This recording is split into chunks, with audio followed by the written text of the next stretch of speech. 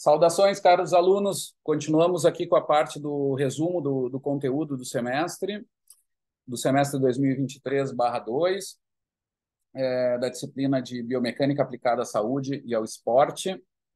Vamos continuar aqui o conteúdo, conectando com o material, né, visual que vocês têm acesso. E vamos lá para o... Bom, aqui temos a parte da análise biomecânica qualitativa e quantitativa, fazendo um resumo da ópera, né? Nessa aula, mostrei para vocês, então, alguma revisão de conceitos do ponto de vista cinesiológico, dos eixos de análise, dos planos de análise, plano frontal, plano coronal, né? Plano frontal, plano transverso, plano sagital, as análises de ações musculares em concêntrica, excêntrica, isométrica, que equilíbrios de forças que temos, e mostrei para vocês um pouquinho, eu vou passar até um pouco mais rápido aqui, sobre os passos para uma análise biomecânica quali quantitativa e interessantes, né? Então, observar os aspectos gerais do movimento, entender mecanismos relacionados a cada fase do movimento, os aspectos que são chave em cada fase da análise do movimento, né? Então, temos aqui, por exemplo, na transferência para a prática, que tem alguns exemplos, mas não era bem esse caso que eu queria. Deixa eu ver se está. Aqui, então, eu tenho os passos, eu determino os objetivos da habilidade, né? Eu tento entender qual é o desfecho primário dessa análise e depois quais são as características especiais dessa habilidade, né? Quais são as características biomecânicas, cinesiológicas em cada fase desse gesto, né? Que depois eu vou trazer para vocês lá quando nós falarmos na análise biomecânica nos esportes, também alguns detalhamentos sobre isso, né? Também estudar desempenhos excelentes, né? E aí, bom, dividir a habilidade em partes, né? Então, eu tenho na natação, por exemplo, fase aérea, fase aquática. Na fase aquática, eu tenho uma fase inicial, que é de flexão, e depois uma fase de extensão de músculos propulsores. E em cada uma dessas análises, ver os elementos chaves, né? Entender as razões mecânicas disso. Isso é extremamente interessante, mesmo quando eu começo nessa análise. Obviamente, com o tempo, essa análise vai se tornando cada vez melhor. E é um fator, inclusive, de aprendizagem e de desafio para os profissionais, para vocês mesmos, na análise de vocês criarem análises de vocês, a partir daquilo que vocês leem e daquilo que vocês também conseguem observar na análise, né? É um bom exercício, inclusive, de desenvolvimento na qualidade do trabalho gerado lá com o treinamento de vocês. Tá? Então, um resumo dessa aula com esses aspectos gerais que eu queria ressaltar. E vamos para a natação. Então, natação, já dei alguns exemplos, né, de variáveis cinemáticas, por exemplo,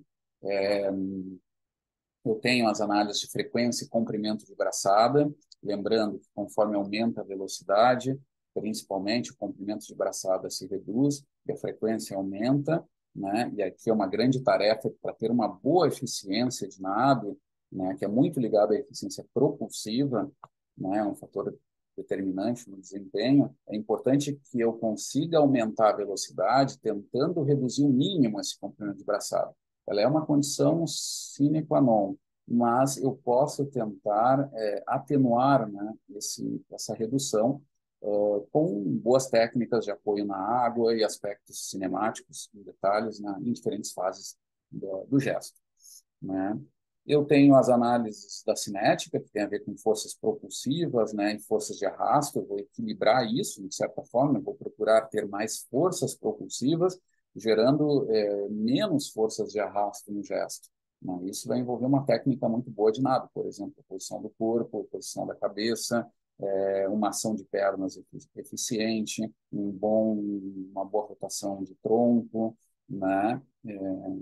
E, bom, também vou ter a análise da neuromuscular, onde vou ter sequenciamentos de ativação interessantes, um padrão flexor-extensor, padrão nado, uma recuperação também mais suave, né, com menor ativação, uma melhor coordenação também de nado, né, tem um aspecto de coordenação muito interessante, que é a análise de propulsão de um braço com o outro. Eu tenho muitas vezes a análise em nados de captura, onde eu tenho uma fase de recuperação sem apoio, muitas vezes eu tenho uma análise de apoio concomitante, onde eu estou aplicando força com um braço e já aplico força com o outro, né? E eu tenho como analisar isso apenas com cinemática, né? Então, tem instrumentos biomecânicos poderosos assim, para essa análise da técnica. Lembrando que na água, qualquer erro técnico, o preço é muito maior que no gesto terrestre, né? Por isso que é tão importante essas análises de eficiência propulsiva e técnica de nado, tá? A natação, embora tenha muito menos lesão que corrida, por exemplo, ela tem um grau de lesões que são importantes e são muito ligadas à musculatura propulsora, que no caso são ombros, tá? Então, o manguito rotador ali é um local de muita lesão, né? Eu tenho os rotadores internos e externos, tem que ter cuidado, inclusive, com equilíbrios musculares, e uma aplicação que eu acho muito legal, que é a avaliação da amplitude de movimento de ombro como um bom preditor de lesões. Em outras palavras, nadadores que têm a ADM muito alta ou muito baixa, em ombro, eles têm maior prevalência de lesões. Então, cuidado, atenção.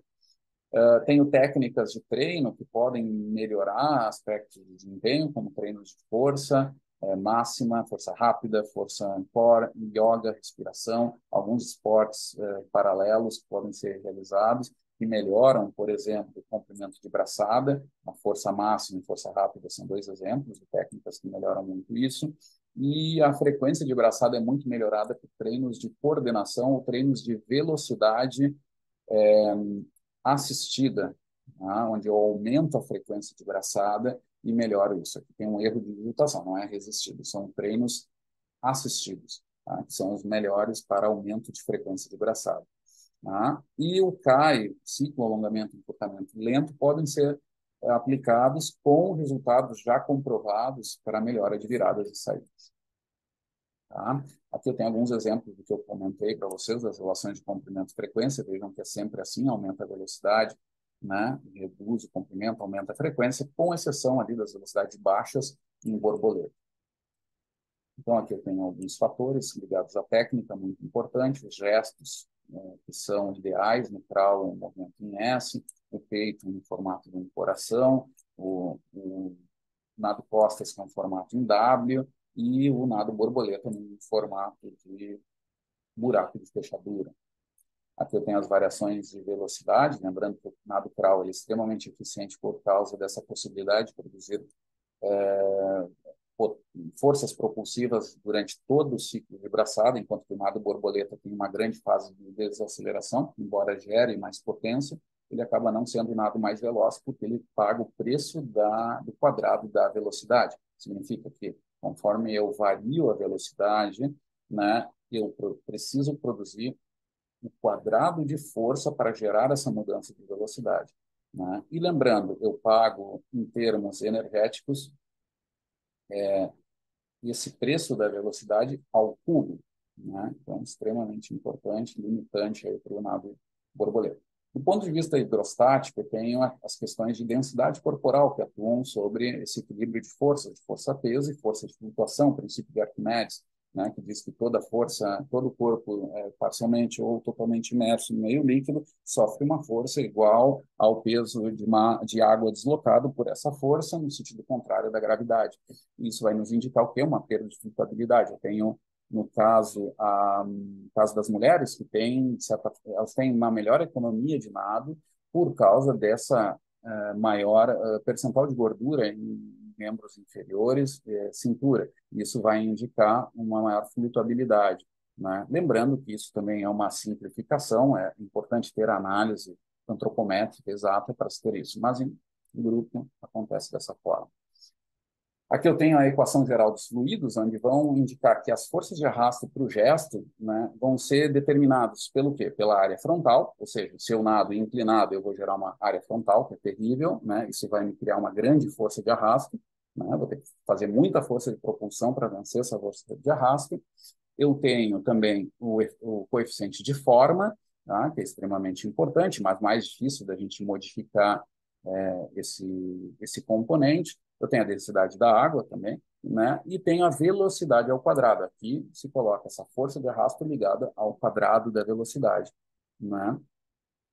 E, em termos de eficiência, o que vai limitar muito o desempenho, o que vai afetar o desempenho, é a eficiência de propulsão.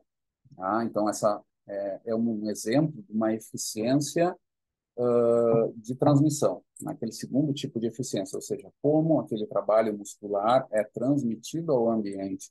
Né? Isso vai envolver técnica e na natação é extremamente importante. Aqui eu tenho uma simplificação dessa eficiência propulsiva ou de transmissão, dado pela professora Paula Zamparo, da Universidade de Verona, né, onde ela ela vai lançar uma uma equação que simplifica esse cálculo, ou seja, a eficiência propulsiva ela vai ser dependente da velocidade, e aí tem suas constantes, né, o π, o número π, por exemplo, mas vai ser dependente da velocidade, da frequência de braçada e do comprimento, que seria entre ombro e ponta do dedo, ou, em outras palavras, também a gente pode resumir isso na envergadura, né, na análise. Isso vai ser importante para a eficiência propulsiva.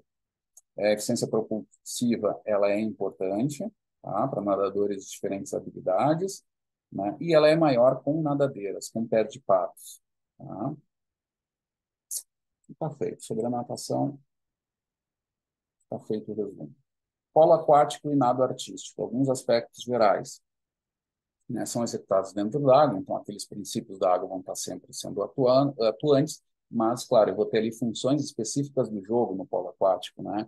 Eu vou ter situações de aceleração, eu vou ter situações de muita sustentação, com muito trabalho de pernas, né? Eu vou ter deslocamentos com os nados alterados, nados que são mais se chamam nados utilitários, né? Nadar olhando para o jogo, por exemplo, a cabeça alta, também um nado de costas com a cabeça mais alta, onde eu pago um preço, né, em termos de eficiência de nado, mas, por outro lado, eu resolvo problemas técnicos, táticos do jogo.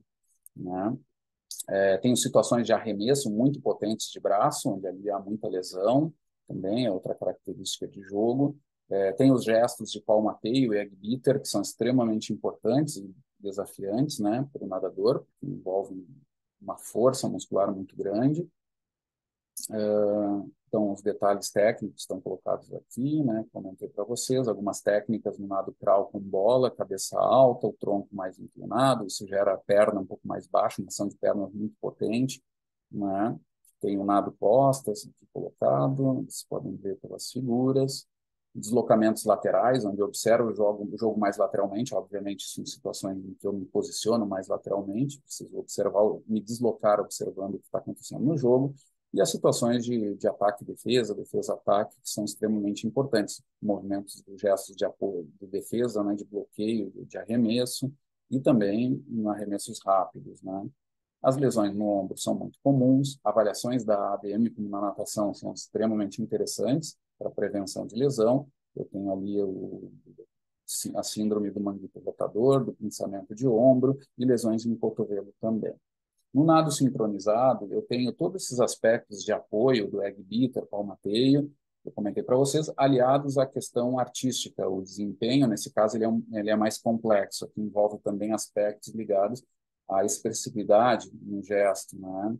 Então, eu tenho um forte treinamento aqui, do ponto de vista da biomecânica, sobre a força muscular respiratória também. Eles precisam treinar a apneia, até, inclusive, né? Precisa ter muita potência, muita flexibilidade, porque esses vários gestos são executados em amplitudes extremamente altas, né? Isso vai gerar uma necessidade, um treino específico, dinâmico, estático, de flexibilidade. Aqui eu tenho os gestos de palmateio de algumas atletas, né, do nado sincronizado, a análise cinemática, inclusive, vejam o movimento uma figura fazendo um 8, tá? Isso é bem importante para o movimento do palmateio, né? Nós vimos isso em aula, mostrei em vídeos, né? Essa técnica. Os palmateios, os gestos de egg beater também, alternados, nesses vídeos. Então, esses são os pontos importantes do ponto de vista da biomecânica, no nado sincronizado. Vamos para o próximo. Ciclismo. Ciclismo é um gesto bastante importante, né? Vamos ver aqui. que nós temos de importante? Eu vou manter essa apresentação nesse modo aqui. Deixa eu só abrir um pouquinho mais para vocês conseguirem observar um pouquinho melhor. Talvez tire isso aqui. Muito bem. Olha só, então no ciclismo, gente, coisas importantes, né? Do ponto de vista da cinemática, eu vou ter os ângulos articulares, análise do plano frontal, sagital, né, que são bem importantes. Eu tenho as análises da cinética na produção de torque durante a pedalada, o sequenciamento muscular para vocês, aspectos coordenativos que são muito limitados já por causa das restrições de movimento devido ao pedal, né? E as análises de eficiência mecânica bruta, líquida e de trabalho, né? Então, aspectos, perguntas iniciais que são importantes. No ciclismo, em termos biomecânicos gerais, a eficiência propulsiva é muito alta e a muscular é baixa, relativamente baixa. Por quê? Porque eu produzo apenas trabalho positivo no ciclismo. Então, a eficiência é perto dos 25%. A eficiência total vai ser perto de 21%, porque algo de transmissão se perde, uma coisa multiplicada por outra, vai dar sempre ali uma eficiência em torno dos 21%, 22%. E essa eficiência total é super importante, mas especialmente ela vai ser devida à eficiência de transmissão. Aí entra toda a parte de tecnologia da bicicleta, né? Eu gosto de relembrar, isso aqui é bem importante. Há uma chamada extremamente forte para essa parte de tecnologia, que a gente tem que lembrar, é um fetiche, inclusive, né? De bicicletas, quando, na verdade, essa eficiência propulsiva através dos ganhos de bicicletas são muito baixos hoje em dia. Então, muitas vezes se compra, se obtém bicicletas muito tecnológicas, quando, na verdade, os ganhos de eficiência geral eles podem ser muito melhores através do treinamento mesmo, né? E isso tem que ser até combatido até pela nossa profissão. Há muito do que se fazer em termos de treinamento e muito menos sobre a tecnologia, porque os ganhos hoje são muito pequenos, tá? Nós temos que lembrar que a maior fonte do gasto de energia é na resistência do ar, são as questões aerodinâmicas, né? Ali que vai se concentrar a maior fonte do gasto de energia externo, biomecânico, tá? Quando eu me torno escalador, quando eu vou para o ciclismo em inclinação, a influência do vento se reduz muito. Aí eu tenho uma grande fonte do gasto de energia, que é apenas elevar o meu corpo no espaço, né? Ou seja, produzir trabalho mecânico por variação de energia potencial gravitacional, tá? Isso vai mudar bastante a técnica e por isso que eu tenho ciclistas de alto nível, bons escaladores e bons sprinters ou corredores de plano, né? Contra-relógio, por exemplo. Aspectos muito ligados à técnica que vão otimizar essa biomecânica, mais do que a tecnologia da bicicleta, que eu falei para vocês que é um grau muito pequeno de ganho hoje, por exemplo, na produção da força do torque, né, durante a pedalada. Os valores de efetividade de pedalada e suavidade de pedalada vão ser extremamente importantes para a técnica. Tá? Aqui eu tenho os equilíbrios de força e trabalho muscular do ambiente, por exemplo, né? Que eu tenho que gerar trabalho para vencer essa resistência do ambiente, que é mais de 90% de toda a energia gasta. Eu tenho um pouquinho sobre as rodas, os pneus em contato com o solo. Eu tenho perdas de energia friccionais nas estruturas internas da bicicleta, que são pequenas, né? Eu tenho também a qualidade da pedalada, onde eu tento aplicar o máximo dessa força em ângulo reto, né? Em relação ao pé de vela, né? Perpendicular ao pé de vela. E também os ângulos articulares aqui, que a cinemática vai me ajudar nesse controle do gesto, tá? Bom, e aí vem questões centrais que eu gostaria de relembrar para ficar gravado como um resumo da parte de biomecânica do ciclismo. Uma delas é, por que eu uso câmbios na bicicleta? A resposta é para otimizar as relações de força, velocidade, ou de torque, velocidade angular. Então, quando eu mudo esses câmbios, eu tenho uma necessidade de uma zona diferente de geração de força. E eu vou ter que tentar manter a velocidade de contração em pontos ótimos, que são intermediários, e por isso eu mudo a marcha. Ou seja, para a otimização da relação torque e velocidade.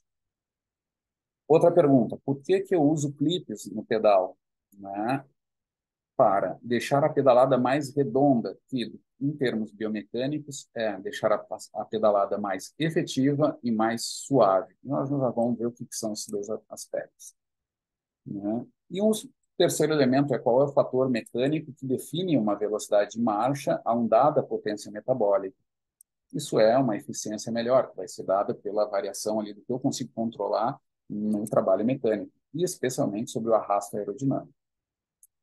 A bicicleta, aqui eu tenho um valor de Prampero, né, que mostra que a bicicleta é extremamente econômica, né, em comparação à corrida, por exemplo, eu gasto a metade da energia que eu gasto para correr, em termos de bicicleta, de modo geral, né? Na natação, inclusive, é quase 10 vezes menos, né, em torno de, vamos chamar de 8, 9 vezes mais econômico quando eu pedalo do que quando eu nado, né?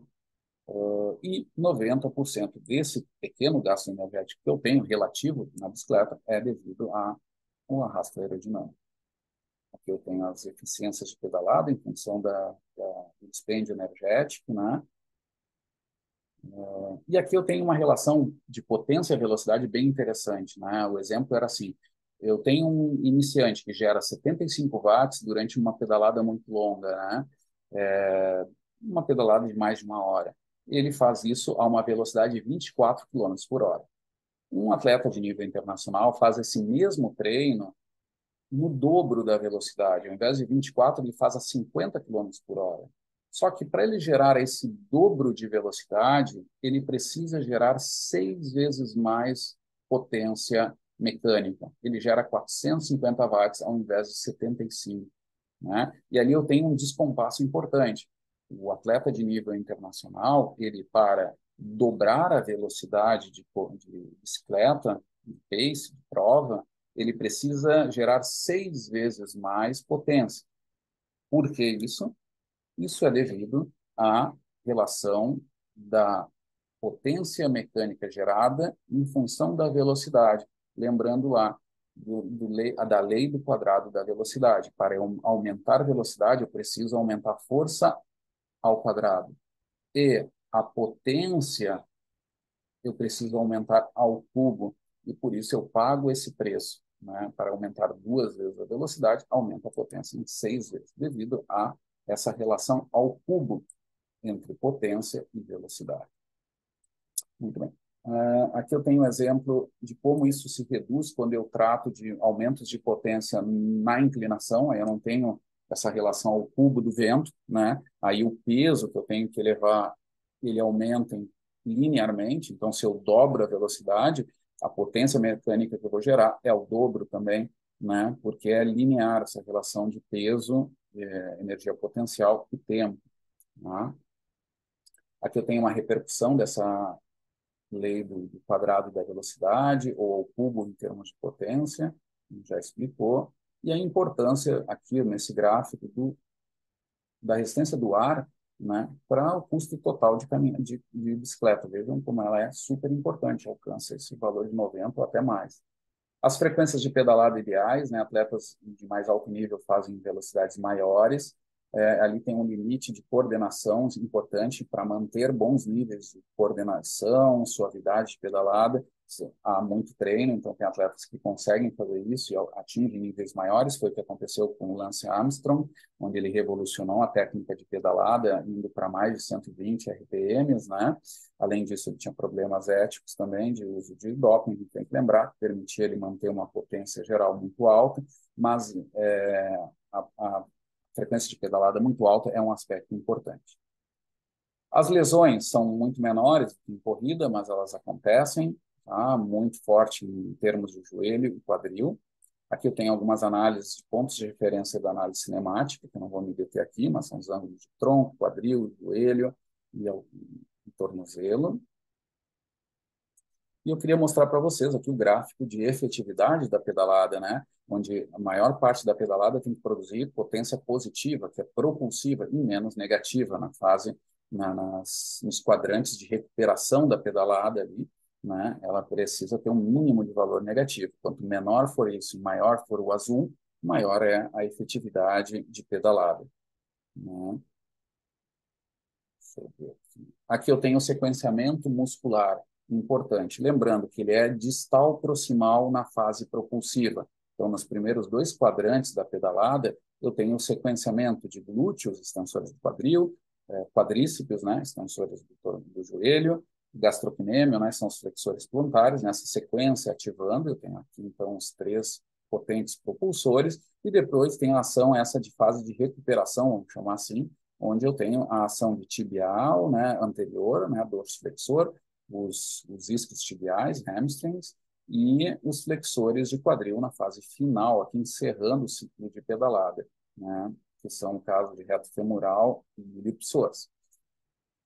Bem, distribuições da potência total, né? Vejam que 80% de toda a potência é durante essa fase de extensão, na fase de propulsão, né? Nos dois quadrantes ali propulsivos da pedalada, onde quadril importa bastante, tornozelo, joelho, né? Um pouco menos, e tornozelo um pouco menos ainda. Então, nessa sequência. E isso tem a ver também com a sequência temporal, de quadril, joelho, tornozelo, na geração de potência, tá? De toda a pedalada.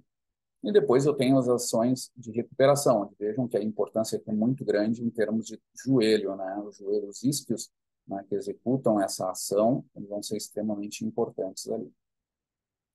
Algumas relações cinemáticas, que eu não vou descrever aqui. O que eu quero só salientar nessa parte final, que as sinergias musculares são similares em diferentes níveis de torque, velocidade e postura. Então, torque variaram, torque total, níveis de intensidade grande ou não.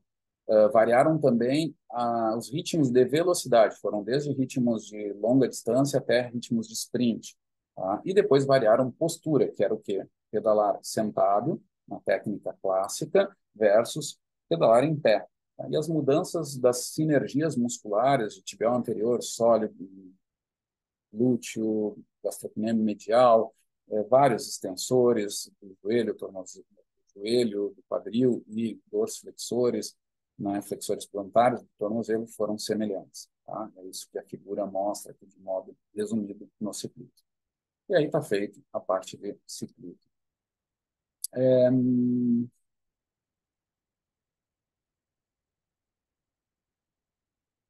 Na ginástica, o que nós vimos aqui de modo resumido, né? Existem vários gestos onde a biomecânica é extremamente importante. A escola, especialmente na escola do leste europeu e da ex-União Soviética, revolucionou a ginástica em vários aspectos, com uma importância da biomecânica muito importante, muito impactante, né, que resultou em resultados extraordinários e ainda hoje são escolas muito fortes, né, em função desse estudo biomecânico importante. E aqui a gente tem algumas análises que são interessantes no gesto da ginástica. Uma delas são a análise da força restauradora gravitacional. Eu vou ter transformações de energia que são importantes.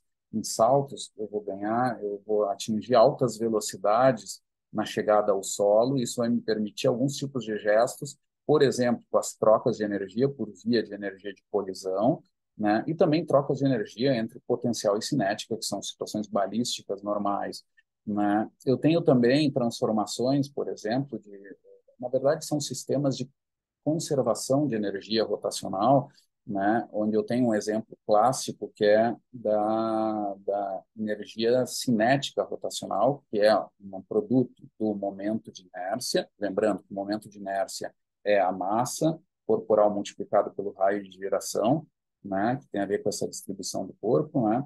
Ao quadrado dividido por 2. Tudo isso multiplicado pela velocidade angular, que é ao quadrado dividido por 2. Mas aqui eu tenho uma questão interessante. Quando eu derivo isso para momento angular, eu tenho o momento de inércia e velocidade. E o que acontece? Em rotações, quando eu faço twists durante saltos, eu vejo muitas vezes os atletas fazendo muita força de braço para manter esses braços próximos ao corpo, né? Porque a tendência da energia centrípeta seria abrir esses braços. Só que quando eu abro esses braços durante a rotação, eu aumento o meu momento de inércia.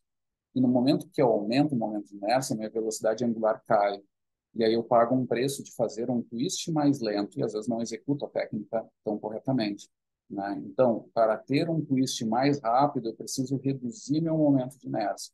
Tenho exemplos disso quando eu subo num banco que é rotatório na base dele, uma baixa fricção e fico fazendo essa rotação. Se eu abro os braços, minha rotação fica lenta. Quando eu fecho os braços, essa rotação fica mais rápida. Esse é um bom exemplo no caso do twist, né? E aí eu preciso ter muita força de core e força de braços para manter esse corpo alinhado dessa forma para atingir esse twist em alta velocidade.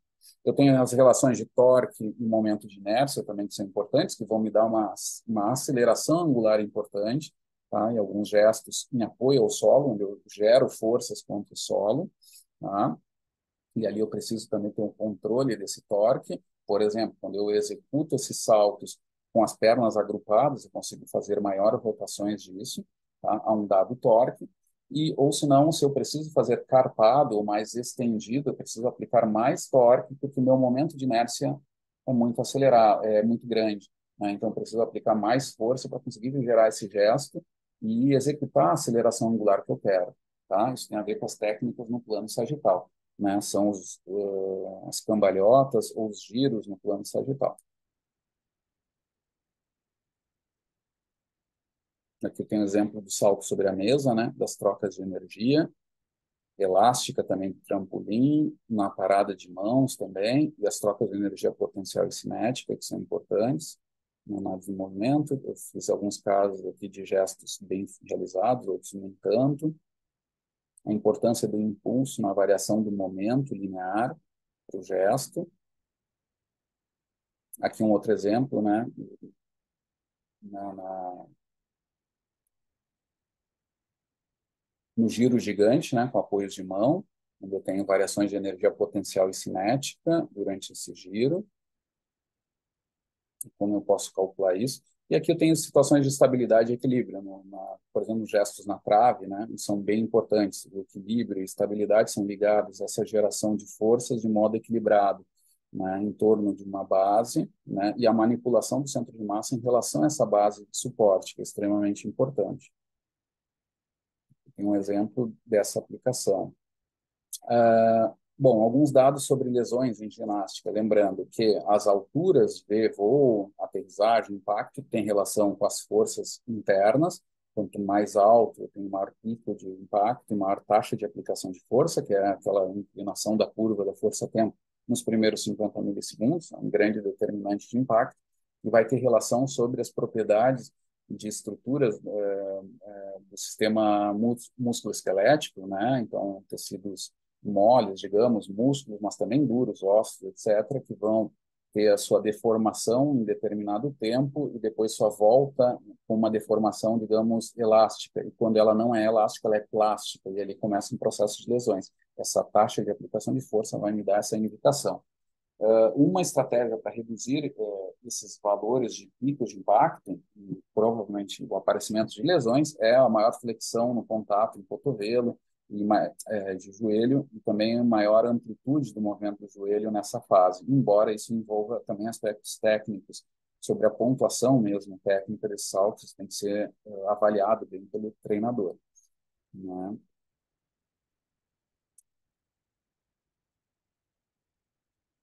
Feito nessa parte da ginástica,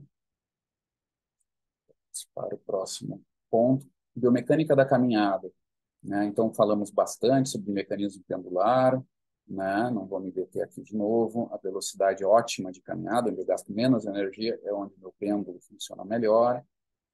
Eu tenho uma determinante importante, além da VAS, velocidade autoselecionada, eu tenho a velocidade máxima, tá? Que é aplicada em sujeitos com restrição de movimento, idosos, né?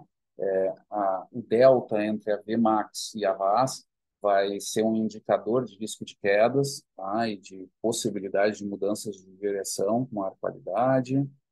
É um sexto sinal vital hoje, a velocidade de caminhada. Ela reduz com o envelhecimento, parecido com a curva de força, então a partir dos 50, 60 anos, essa velocidade começa a ter uma redução pronunciada, que pode ser muito atenuada com treinamentos de força e treinamentos aeróbicos, né? Os dois, eles têm valores adicionais né, nesse combate à redução da mobilidade no envelhecimento, né?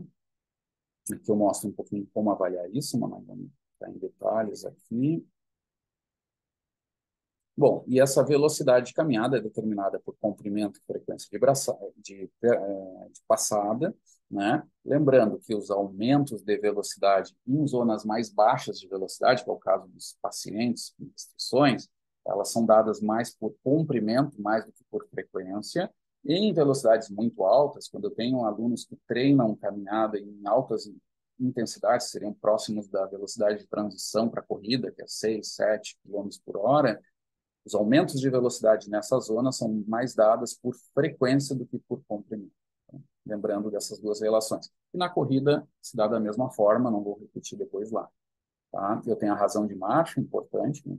Que é a razão entre comprimento e frequência, ela é um dado de coordenação geral importante, que é igual a 0,006, né? Que aparece em uma análise fácil, um cronômetro, uma contagem, um número de passos em uma distância conhecida, eu consigo fazer essas análises. Né? Então, são extremamente úteis e muito aplicadas em contextos reais nossos. Tem os determinantes de marcha, então, por exemplo, tilt pélvico é um padrão bem importante, isso na corrida vai aparecer também, a queda pélvica, né, durante o apoio, no meio apoio, né, quando é exagerado, isso pode trazer problemas. Alunos que perdem também esse gesto, andam mais em bloco, né, no envelhecimento isso acontece também, é problemático. Eu tenho a rotação pélvica, que ela é muito importante no plano transverso, tá? Ela vai indicar uma necessidade de menor oscilações do quadril no plano sagital, porque amplitudes angulares menores em função disso, uma marcha mais suave. Aqui eu mostrei alguns vídeos que mostravam essas comparações. E tenho também as determinantes ligadas à flexão do joelho na fase do contato, tem aquele ângulo de reversão durante o contato, no Parkinson é bem importante.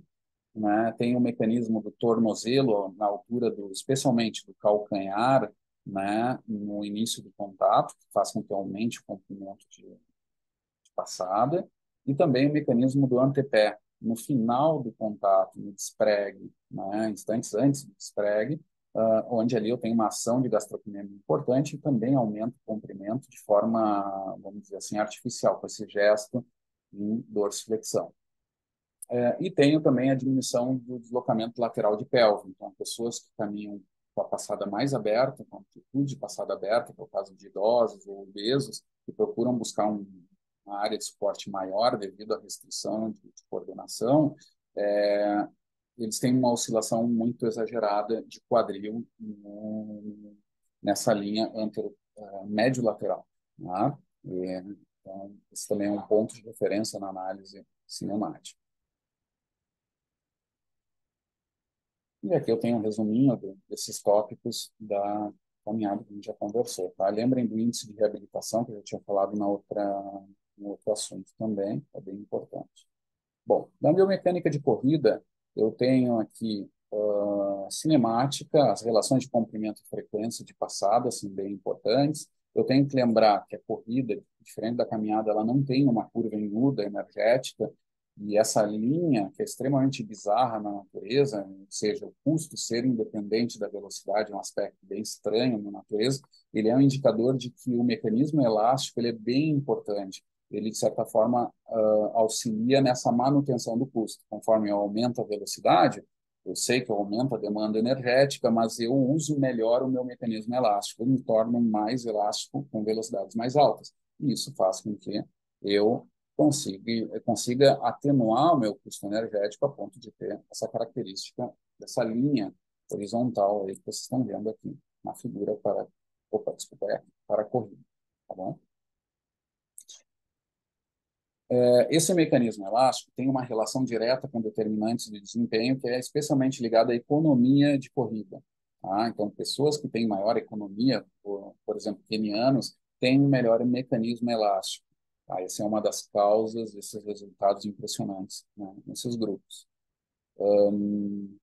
Eu tenho as fases de corrida, né? Como na caminhada, eu tenho a fase de contato, fase de balanço, ou na corrida, fase de contato, fase aérea, né? Na caminhada, lembrem que a fase aérea é substituída pelo duplo apoio. E conforme aumenta a velocidade, os tempos de contato se reduzem, tanto de modo absoluto quanto relativo, como percentual da passada também. Tá? Aqui tem as formas de análise disso. Comprimento e frequência, tem aquelas relações que eu comentei para vocês já na caminhada, não vou repetir aqui. Lembrando, o comprimento de passado autoselecionado, ele é o mais otimizado, tá? Isso não quer dizer que com o treinamento eu possa melhorar essas relações de comprimento e aí fazer a pessoa autoselecionar comprimentos diferentes, que vão ser mais econômicos. Tá? Eu tenho como avaliar isso de forma fácil aqui. Aqui tem os ângulos por articulações. Não vou descrever todas aqui, mas tem o ângulo do joelho, que é bem importante. Veja um ângulo de reversão aqui. Então, aqui eu faço a flexão, extensão, e depois eu volto a fazer uma flexão grande no balanço, né? Isso é dependente da velocidade, mas é o maior comprimento aqui, né? A maior flexão é ali. Dorsiflexão também faz uma situação de alongamento e encurtamento claro, tá? Na análise, lembrando que as figuras sempre me mostram duas informações. Uma é a posição instantânea, né? E a outra é o que ele está fazendo durante o trajeto. Aí é o deslocamento, aí é vídeo, seria, né? E no outro seria foto, nesses gráficos aqui. Então, claramente, aqui a gente vê uma situação em que há uma dorsiflexão nessa direção, né? E aqui uma flexão plantar. Embora em toda essa fase aqui, o tornozelo está fazendo uma flexão plantar, mas a posição instantânea em qualquer fase aqui é de dorsiflexão. Tem que ter esse cuidado com a análise em foto e vídeo nesses gráficos biomecânicos de caminhada e corrida. O mecanismo pendular, ele pressupõe esse uso no amortecimento, onde tu armazena energia e depois tu reutiliza essa energia na segunda metade do contato, que está visualizado nessa figura. Eu tenho o pico de impacto e a taxa de aplicação de força, que acontece aqui nos primeiros 50 milissegundos do contato, no início desse contato, tá? E aqui também representa um pouquinho as variações de energia do centro de massa, mas também da energia externa, que já tinha visto no mecanismo elástico. Tem a discussão da posição do pé, corredores de ponta do pé e calcanhar, né? Lembrando que não há uma técnica correta, o que existem são restrições e linhas de força que vão representar uma maior chance de lesão em um tipo de técnica ou de outro. Lembrando que quando eu corro em antepé, né, onde eu tenho esse desaparecimento do pico de impacto aqui, as linhas de força são mais no arco plantar, no tendão de Aquiles, no gastrocnêmio, nos isquios, e enquanto quando eu tenho a técnica de retropé, mais de calcanhar, minhas linhas de força são mais anteriores, são mais pelo tibial anterior, e ali eu tenho riscos de lesão de canelite, por exemplo, né, fratura por estresse, síndrome da patelofemoral, ou seja, toda na loja mais anterior ali dos membros inferiores. Tá? Aqui eu tenho como definir isso, né? As técnicas de retropé e antepé. Alguns problemas de complacência ou esse movimento exagerado nos planos não sagitais, né? Aqui eu tenho essa a queda dessa linha da pelve, tá? No contato.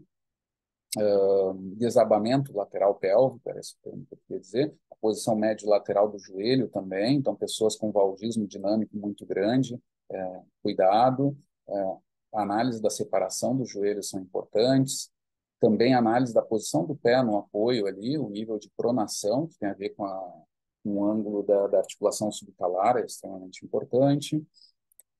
E aqui eu tenho um resumo de dois tipos de técnica, dos corredores terrestres e aéreos, usando o método do Volodalen, que vocês viram também aí nas práticas de biomecânica, né, onde na técnica terrestre eu tenho ali uma oscilação vertical mais baixa da cabeça, do corpo, de forma geral, eu tenho um movimento anteroposterior de cotovelos mais pronunciado, a posição da pelve mais baixa, que significa um corredor mais sentado, tá? A posição do pé no momento de contato mais em frente do centro de massa, né, do que no aéreo, e o padrão de ataque do pé mais em retropé do que antepé. O antepé seria mais o aéreo, né? E aí o antepé, o corredor aéreo tem os padrões ao contrário do anterior que eu expliquei. Bom, aqui tem o método Volodalen, algumas análises da técnica também que mudam a técnica dos corredores, né? Eu vou tentar mostrar esse score do chute para trás, né? O quanto que a perna vem para trás, então, a relação de coxa aqui, no contato e no despregue, né? Como se dão essas relações. Então, com dois tipos de técnica, né? O corredor que apoia a perna um pouco mais à frente, vejam a coxa aqui como está colocada e veja aqui no contato como está colocada, né? Essa aqui bem mais à frente do que essa. Vejam também o retorno disso, né? No ângulo maior. Tá? Esse score de recuperação para trás vai me indicar o que, que é mais ótimo, né? São esses valores aqui, 174, um grande valor entre esses pontos de contato e despregue, tá? Da mesma coxa, enquanto que valores muito menores são um pouquinho mais arriscados, tá? Eles geralmente vão indicar até riscos de lesões, né, em tornozelo, pescoço também, sobrecarga, por ter um tronco mais inclinado. Quando a parte da corrida é isso aí. Acho que só a única coisa que eu queria só adicionar são as corridas de trilha, que tem uns assuntos que a gente falou um pouquinho mais em detalhe, mas que mostram maior impacto no downhill, né? Tem uma restrição mecânica ali muito forte, tem chances de inflamação muito grande, e no uphill ali eu tenho uma restrição que é metabólica, né? Eu faço meu trabalho mecânico ali numa eficiência baixa, que é de 25%. Isso me impõe um limite metabólico muito importante.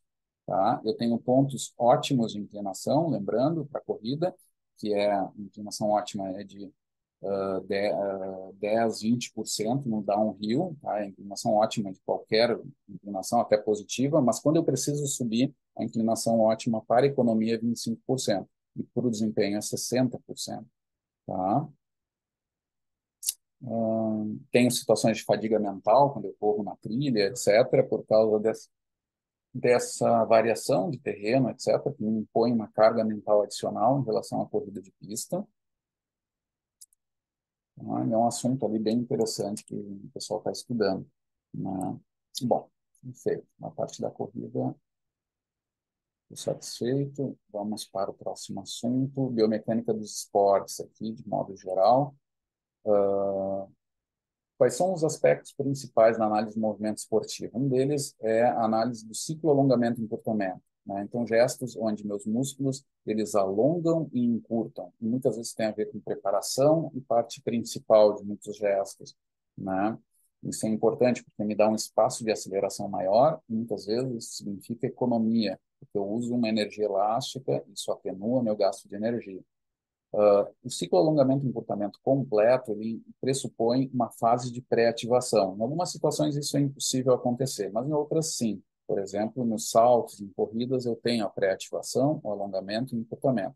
Todo esse sequenciamento otimiza o ciclo, tá? Mas muitas vezes eu não consigo fazer isso. Eu tenho só a fase de amplificação de potência, né? Seria a metade do ciclo ali, só em amplificação. Isso acontece na arrancada do sprint, nos 100 metros. Tá? E a mesma coisa é na atenuação de potência. Às vezes eu só tenho que fazer a frenagem do gesto e parar o movimento. Ali eu tenho uma grande excêntrica, no caso. Tá? E aqui tem um resumo do comportamento de energias, né, no organismo e também ao nível músculo-tendão. Tá? Aqui eu tenho um resumo dessa parte eletromiográfica do controle do ciclo alongamento e encurtamento, com os músculos antagonistas na pré-ativação, né, quando a perna está no ar, né, e aí eu faço uma contração que é predominantemente isométrica nessa fase aqui, e depois eu tenho na B e C restantes, marcados por essas linhas tercejadas aqui, o alongamento e depois o encurtamento, onde a ativação de propulsores é bem reduzida. Alguns exemplos de ações musculares. Outro princípio universal da análise de movimento é a minimização de energia para realizar a tarefa. Né? O que elas indicam? Uma redução de movimentos indesejados, né? Eu tenho também uma eficiência muscular de transmissão muito boa e ela é um princípio evolucionário importante, né? Eu procurar realizar ações onde eu minimize a energia, essa tem a ver com pressões evolutivas que são fundamentais. Tá? Outro aspecto de análise de movimento importante nos esportes é o controle de graus de liberdade de movimento. Significa, em outras palavras, é que durante um gesto mais habilidoso, esse gesto ele é realizado com menores graus de liberdade. É um movimento que não tem tanto jerk, né? Ou seria variações intempestivas ou sem controle aguçado, né? São movimentos que deixam de ser suaves, no caso, uma forma de interpretar isso, onde eu tenho um aumento de grau de liberdade. Então, num gesto bem habilidoso, eu diminuo esses graus de liberdade e tenho movimentos mais sinuosos e contínuos, né? E eles parecem, de certa forma, até simples quando visualizados. Isso é uma interpretação dessa análise de movimento. Eu tenho depois a análise do movimento pelas suas fases. Fases de preparação, tenho situações de ansiedade que podem ser importantes. Eu tenho ali, muitas vezes, as origens dos erros que vão se pronunciar na fase principal. Eu tenho ajustes posturais antecipatórios, né, importantes também. E tenho também tomadas de decisão, né, que tem a ver com desempenho dos esportes coletivos, né? É nessa preparação que muitas vezes vai acontecer essas situações. Depois eu tenho a fase principal, onde há muito impacto, muitas vezes, ali que eu tenho cuidado com vários tipos de lesão. Tenho ajustes também nessa fase principal, quando é um grau muito elevado de técnica. Então, no caso de cobrança de pênaltis, como foi o exemplo do jogo do Internacional com o River Plate, né? Um jogo histórico que todos têm que lembrar por muitos anos, né? Onde ali teve também essa situação das mudanças de técnica na fase principal mesmo, que dá menos chance para o goleiro se preparar para a ação. É uma fase que exige muito controle emocional, né? Por exemplo, o caso da cobrança do Ener Valencia. Que mais? Tenho também nos ataques do vôlei, isso é bastante importante, em situações primárias ali, onde o jogador, o atacante observa a jogada e vê o que o adversário faz, mesmo na fase principal, e isso dificulta muito a ação do defensor, né? E tenho também a última fase, que é a fase de finalização ou recuperação do gesto. Nesse caso, ali muitas vezes também se encontram fases de lesão, que musculaturas que eram propulsoras principais, elas são seguidas depois do gesto por fases de finalização. E aí eu tenho meus antagonistas atuando para frenar o movimento. E muitas vezes esses antagonistas são mais fracos do que os agonistas. E esse desequilíbrio geram situações onde tu causa um impacto nas estruturas articulares ou tendinosas. E ali eu tenho a presença de lesões. E é dali que a gente estuda os desequilíbrios musculares. Tá? É bastante importante por essa situação. Tá? Eu tenho também essas desacelerações e aterrissagens, onde eu tenho um impacto muito grande. Depois de um ataque, depois de um bloqueio, eu tenho que cair no solo e muitas vezes o atleta não presta atenção nisso, mas é ali que acontecem muitas lesões. Situações de estabilidade, posições de expectativa aqui, bastante importantes. Tenho sempre essa posição de expectativa, onde eu reduzo a altura do centro de massa, aumento minha base de suporte, isso me dá uma grande estabilidade, né, para ações de muita potência, mas muitas vezes para mudanças de direção. Por quê? Porque quando eu estou nessa posição, eu consigo liberar uma perna e sair de uma situação de estabilidade para mobilidade muito rápida. Isso é extremamente importante na decisão de direções, etc.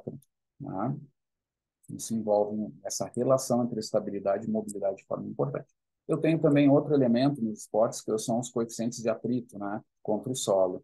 Eu tenho o atrito estático, né, e quando eu apoio o pé no solo, ele fica no solo e não há um deslize, mas tem também o atrito dinâmico, quando eu faço peixinho no voleibol, um carrinho no futebol, ou mesmo quando eu tenho a situação de escorregão, né, que eu saio de um atrito estático e vou para um atrito dinâmico. E o risco de lesão, de queda é grande, por quê? Porque o atrito estático ele é sempre maior do que o atrito dinâmico. Então, quando eu venço esse atrito estático, e eu entro numa condição dinâmica, o meu coeficiente de atrito baixa demais, e é por isso que eu assumo uma velocidade muito alta, né? E o controle fica extremamente complicado. Tá? Um exemplo desse coeficiente de atrito, seja ele estático ou dinâmico, é pensar quando eu apoio minhas mãos aqui e faço força uma mão contra a outra. Se eu aplico pouca força normal, que seria uma força alinhada numa mão contra a outra, é, eu gerar uma fricção é muito fácil, né? E tornar ela dinâmica é muito fácil. Agora, se eu aplico mais força normal, seria uma mão contra a outra, fica mais difícil de eu executar essa fricção. né? Isso significa que o meu coeficiente de atrito aumenta, né? E aí a força contrária a essa força de atrito fica muito grande, e eu me mantenho estático, né? Então, esse é um exemplo. Então, quanto maior é a força normal, né, maior esse coeficiente de atrito. Uma outra aplicação disso é quando eu tenho um terreno escorregadio, que eu sei que o coeficiente de atrito é muito baixo. Aí o que que eu faço? Eu aumento minhas forças normais, eu começo a correr de modo mais protegido, eu não faço tanta força anterior ou posterior, eu faço ela mais vertical apenas, né, mais normal, né, no termo usado do ponto de vista da física. Isso se aplica a terrenos diferentes, por exemplo, no tênis, né, com saibro, grama, né, o chão duro, isso muda bastante o ritmo de jogo, porque a velocidade de bola muda bastante, tá? Que muda também até o spin, né, o efeito rotacional da bola, com esses coeficientes de atrito diferentes. Tenho também a questão dos esportes das colisões, esse é um problema de momento linear, né? Então, a colisão, quem vai vencer essa dividida, essa colisão entre dois corpos, nesse exemplo aqui, é o que tiver o maior momento linear, que é o produto da massa pela velocidade, ou seja, se eu tenho um jogador, um atleta defensor, eu tenho que vencer ele numa dividida, e ele tem a massa corporal que é o dobro da minha, eu tenho que, no mínimo, ter uma velocidade que seja o dobro da dele para tentar vencer ele. Existem outros aspectos técnicos, mas esse é um problema básico de colisões nos esportes.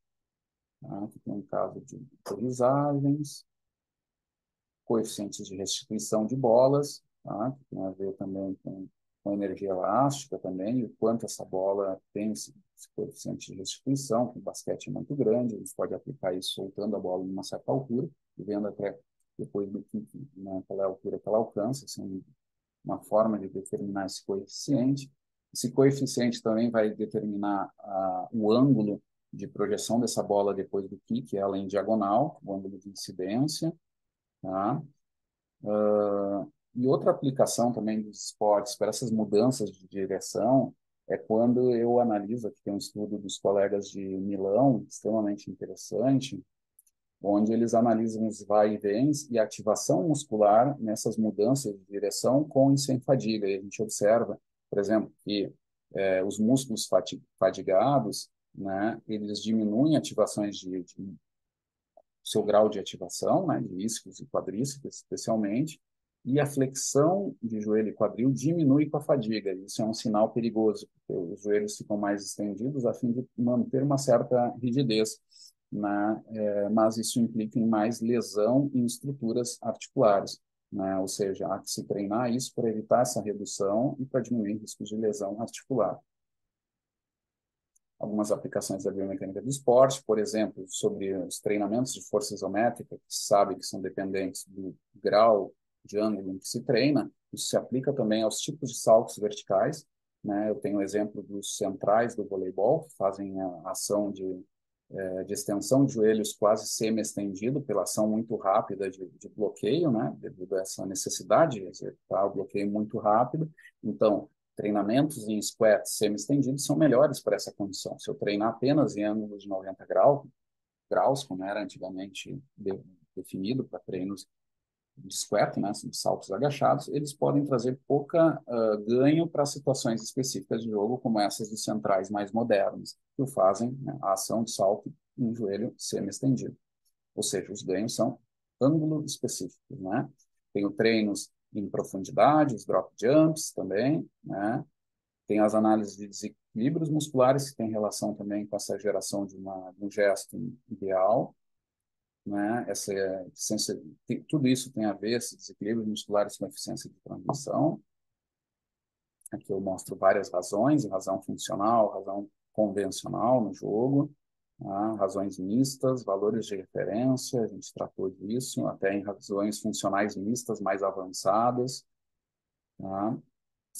Nessa meta-análise do nosso colega do Claudinho, grande pesquisador, né, que hoje está no Piauí, ele vai mostrar lá que eu tenho como melhorar a força excêntrica de discos tibiais, que é necessário ainda consenso nas análises de desequilíbrios musculares, tá? Mas que é muito interessante analisar a força excêntrica de isquios, tá? E até análises bilaterais de comparação entre o lado esquerdo e o lado direito, o lado acometido, não acometido, o lado dominante, não dominante, isso é extremamente interessante. Aqui a gente mostra um estudo nosso, publicado no Sports Biomechanics, onde a gente mostra as relações de assimetrias de força e desempenho de salto em jogadores de voleibol, né, inclusive campeões olímpicos nessa amostra, mostrando que a simetria bilateral não foi importante no rendimento desse tipo de atleta, né, mas que a força de músculos do joelho, sim, tinha uma relação, então, especialmente distensores do joelho, né, torque máximo foi, e a razão convencional foi relacionada com a funcionalidade, ou seja, com ações de ataque, de saltos específicos do jogo, né? Mostrando essa importância de se equilibrar essa razão convencional em valores ideais. Tá? Bom, e aí tenho mais aqui alguns colegas que trabalharam com a Federação Brasileira, o equipamento, esse o VERT, né, para as análises de jogo, extremamente interessantes, na biomecânica dos esportes, em caso de alto nível, né? E bom, é isso aí. Pela parte de esportes, está feito. Biomecânica do envelhecimento, né? Vários aspectos aqui ligados, que nós já falamos um pouquinho, eu vou tentar fazer um resuminho sobre aspectos locomotores da caminhada, né? É um desafio de saúde pública, que tem relação, inclusive, com questões de desafios inclusive ecológicos, né, do mundo para os próximos 20, 30 anos, ao mesmo tempo nos tornar com maior mobilidade, né, nas cidades. Isso nos indica uma redução de emissão de carbono devido aos riscos que nós vivemos na saúde do planeta de forma geral, né? E também relacionados a custos de saúde pública e acesso à saúde, ao exercício, extremamente importantes. Então, quando eu tenho políticas que permitem, né, esse aumento da mobilidade funcional, né, é uma ferramenta muito importante. E aí eu tenho que, no envelhecimento, todas essas reduções, elas são mais sensíveis, né? Ou seja, se eu tenho uma situação em que eu caminho menos, se eu tenho maior redução de caminhada no envelhecimento, isso vai me impactar de forma mais importante nas atividades da vida diária, no bem-estar, na qualidade de vida dessas pessoas. Então, mais importante ainda, um treinamento locomotor, treinamentos específicos biomecânicos, e eu entender também dessas reduções. Por exemplo, nos casos da fragilidade, dos adultos, né, idosos institucionalizados, né, são extremamente importantes. Aqui eu mostro o impacto sobre a energética, já comentei para vocês. E quais são as alterações da biomecânica nos idosos? Comprimento e velocidade reduzidos, limitantes nas ADMs de tronco, quadril e tornozelo, redução de ação de gastrocnêmios, que é o nosso propulsor à frente, uma maior contração de membros inferiores, maior amplitude de passado. Então, o idoso ele reduz seu comprimento, mas ao mesmo tempo ele aumenta a amplitude, esse deslocamento médio lateral do passo de um pé e o outro ao longo da passada aumenta por causa da redução de estabilidade, né? E aqui tem um estudo que mostra que quando eu aumento a força em gastrocnêmios, eu tenho um ganho em mobilidade funcional. Eles colocaram 4% da massa corporal, um grupo americano muito importante na área de locomoção, onde eles mostram que, adicionando esses 4% de força antero-posterior e assim acionando os gastrocnêmios de forma melhorada, isso melhora, inclusive, a força muscular local, né? E, claro, de forma mais importante, a mobilidade funcional desses sujeitos. Aqui uns estudos nossos sobre corrida em idoso, mostrando de forma resumida que idosos são menos econômicos, embora aquele mesmo grupo americano tivesse mostrado dados conflitantes, mas havia problemas em seleção de amostra, etc. Ou seja, quando bem controlado, nós podemos dizer que os idosos reduzem a economia de corrida. O mecanismo pendular elástico é piorado nos idosos. Aqui tem os dados que mostram isso. Então, o trabalho mecânico externo no idoso é reduzido, especialmente pela diminuição das variações verticais, deslocamento vertical, né? Isso tem a ver muito com um parâmetro importante do mecanismo massa-mola, tá? Mas que é compensado no idoso com um trabalho interno muito grande. O idoso tem que aumentar muito sua frequência de passada. E o interessante é que quando nós pegamos atletas bem treinados, idosos, masters, essa redução de frequência foi quase que sumiu nessa essa restrição. Ou seja, parece ser bem passível de treino essa regulação de comprimento e frequência de passada no idoso. né? Ou seja, o treinamento pode atenuar bastante as alterações biomecânicas de corrida, em outras palavras, né? Sobre equilíbrio, né, é reduzido no idoso, ele tem há um prejuízo no sistema somatosensorial, no sistema vestibular do idoso também, muito ligado à redução de força também, mas também a reduções da função neural, neuronal também, especialmente, ativação de vários precursores ali do controle de atividade até metabólica dos idosos, neuronal, como é o caso do BDNF, né? Tu tem vários marcadores ali que são piorados que vão indicar uma função de ativação de controle motor em diferentes níveis de organização piorados, né? Aqui eu tenho análises que mostram que quando são com olhos fechados, na análise estabilométrica em relação a olhos abertos, essas reduções são pioradas no idoso. Isso mostra que o idoso ele tem o sistema vestibular somatosensorial mais piorado ainda do que a análise visual, e aí eu tenho que ter um cuidado, quando o idoso tem também um problema visual, isso pode ser ainda mais adicionado aos seus problemas, né? Que é uma outra forma de visualizar esse dado. E os dados de TUG, por exemplo, são muito piorados. O Time Up and Go, na fase da curva, né, no cone, ele é um determinante de risco de quedas. Quando o idoso piora o desempenho desse tempo de curva, que envolve mudanças de equilíbrio importantes, frenagem e aceleração, né, e equilíbrio em situações arriscadas, que é essa mudança de direção, ele parece ser um forte preditor de quedas. Então, muita atenção, isso especialmente em longevos. Treinos importantes, ou seja, é extremamente importante no idoso adicionar os treinos de respiratório, cardiorrespiratório e de força também a treinos de equilíbrio. São situações de terrenos instáveis, duplas tarefas, onde tem uma adição de um componente cognitivo maior, treinos multicomponentes são bem importantes e treinos dinâmicos que remontem a funcionalidade do idoso é extremamente importante.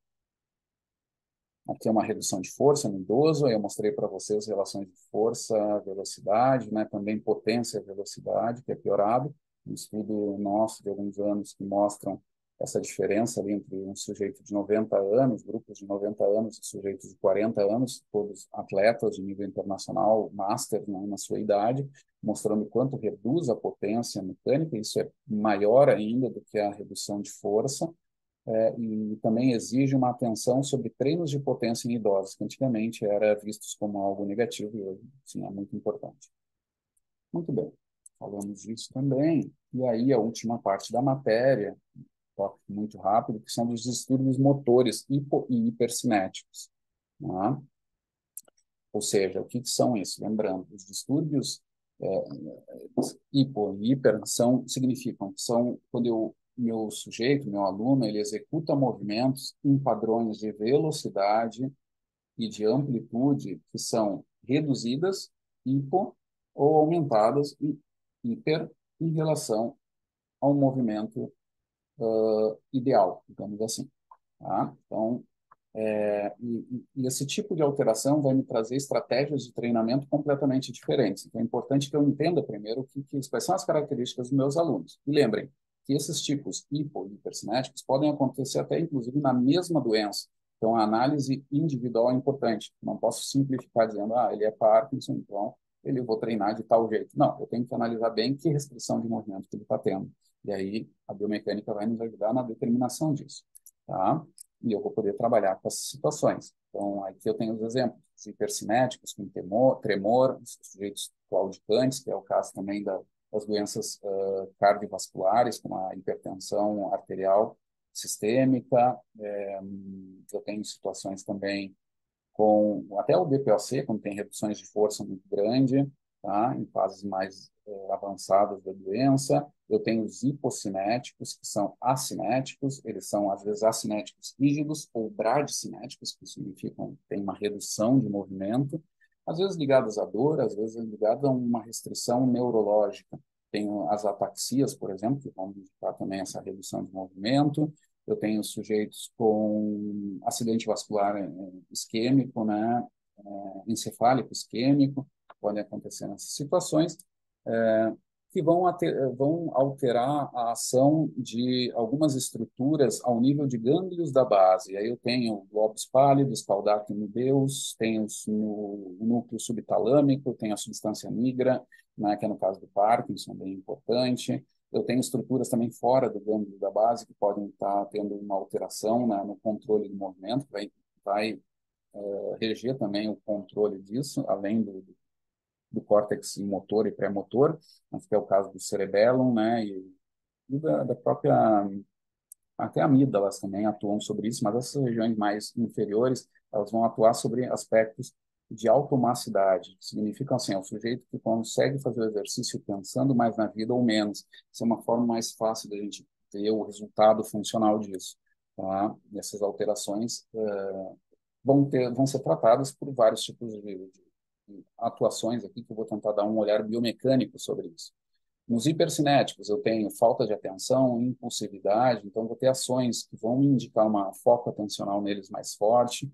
Nos hipocinéticos, eu vou ter espasticidade, que é aquele tônus aumentado na ação muscular. Então, eu vou indicar situações de desequilíbrio dessa ação, eu vou provocar situações de contração, relaxamento, para quebrar com essa situação, com essa ativação mais tônica e deixar ela mais fásica e reduzir a rigidez de gestos, que é o que acontece em graus mais elevados, eles se tornam rígidos, né? E acinéticos, né? Bom, aqui eu já dei os exemplos, os casos, eles podem ser temporais, espaciais ou de estado corporal, né? Não vou me deter a todos os exemplos, mas vou mostrar algumas alterações, por exemplo, na caminhada. Assim, muito comum nas bradicinesias. O que acontece? Quando eu tenho a hipercinesia, né, os hipercinéticos vão aumentar a frequência de passada, tem uma frequência muito alta, quase sempre aliada a uma redução do comprimento, né, uma passada picada, né, rápida, com muita variação ali interpassadas.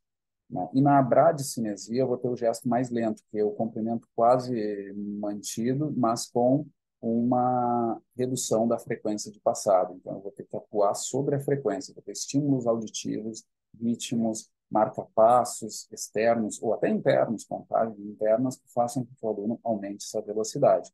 E aqui eu tenho alguns exemplos dessa desordem sobre a razão de marcha, por exemplo, né? Onde, quando eu tenho essas reduções de velocidade ou de comprimento, eu tenho uma grande variabilidade que vai me indicar quase sempre para o lado do que um erro em comprimento de passada. Tá? Isso vai aparecer nas hipercinesias, que a gente tinha falado, e na hipocinesia um pouco menos.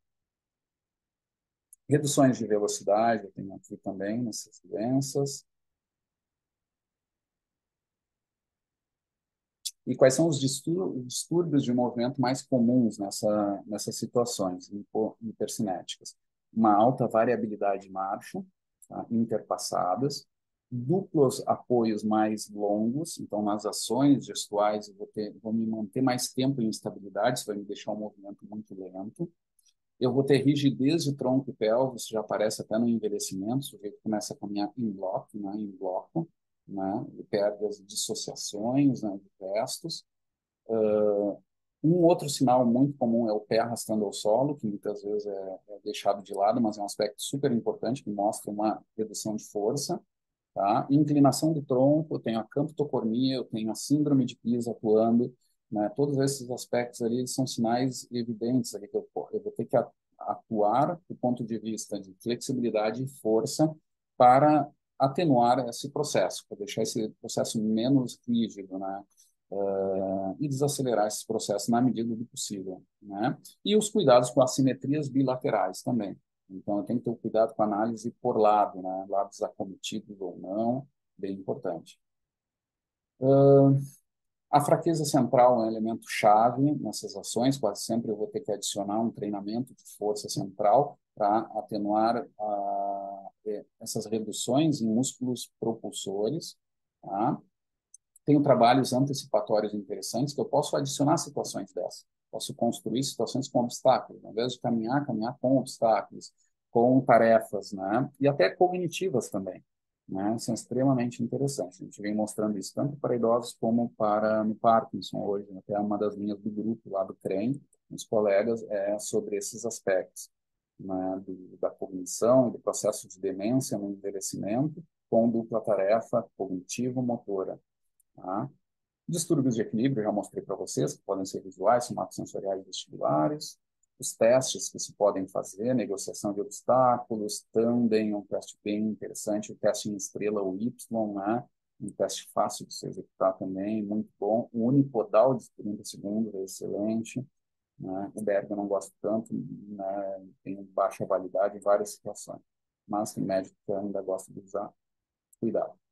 Distúrbios de equilíbrio mais comuns do TUG, né? Já comentei sobre os longevos, extremamente útil, e estratégias posturais. Vejam, quando elas se tornam mais proximais, atenção. Os melhores controles são mais distais, mais tornozelo, tá? Nessa teoria do pêndulo na posição interna. Tá? E era isso. Bom, gente, encerramos aqui um resuminho do conteúdo. Desculpa, ficou um pouquinho mais longo do que eu achava que ia ser.